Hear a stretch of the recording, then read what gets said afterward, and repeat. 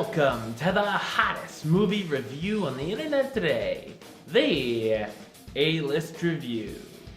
I am your host, the Game Changer, Wes Troop, and today I'm here with another review.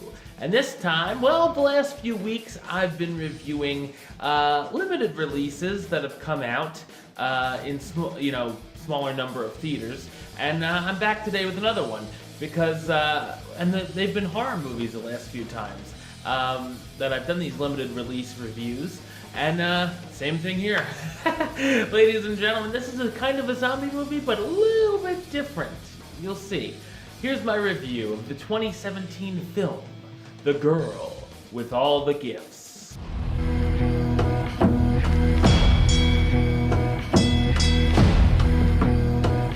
After most of humanity is destroyed from a mutated fungal disease which turns humans into flesh-eating zombies, aka hungries, known here, at a military base, a group of seemingly innocent children still crave flesh but can function normally otherwise.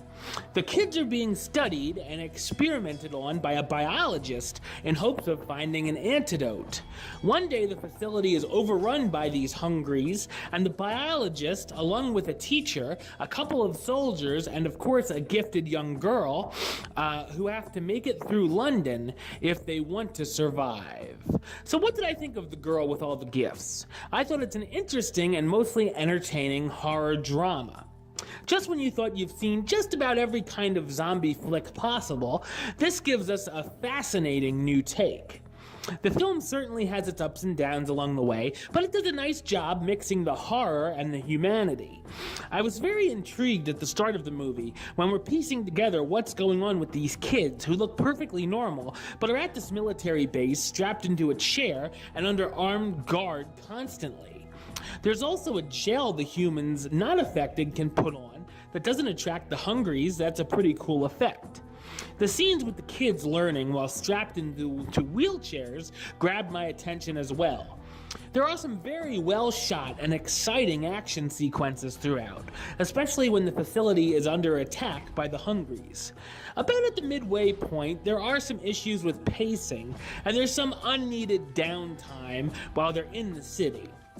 Some of the scenes here even feel a bit repetitive, and the movie begins to feel familiar to anyone who's seen any zombie movie or The Walking Dead, as the characters go on a few different missions. Luckily, things pick up for the finale, and we get a fairly satisfying ending. There are a number of gory scenes as expected, with a good number of cool zombie attacks and transformations, and a scene where the young girl grabs a baseball bat and let's say she would make Negan proud. The relationship between the teacher and her favorite student is actually pretty heartwarming, as you do care about the bond that they have. The cast includes Gemma Arterton as Helen Justino, the teacher who educates the young children but is told not to get attached to any of them; Glenn Close as Dr. Caroline Caldwell, the biologist using the children for experiments hoping to save the human race; Patty Considine as Sergeant Eddie Parks, one of the military personnel at the base who has a strong dislike for the hungries; and Sonia Nano as Melanie, the young bright girl who's infected and leads the adults through the city. The Girl with All the Gifts brings some interesting takes into the zombie genre and is a breath of fresh air. I'm gonna give it the rating of do it. Alright, well, that's the show. I'll be back with another review very soon. But until then, don't forget to subscribe right here on YouTube. youtube.com/westside515.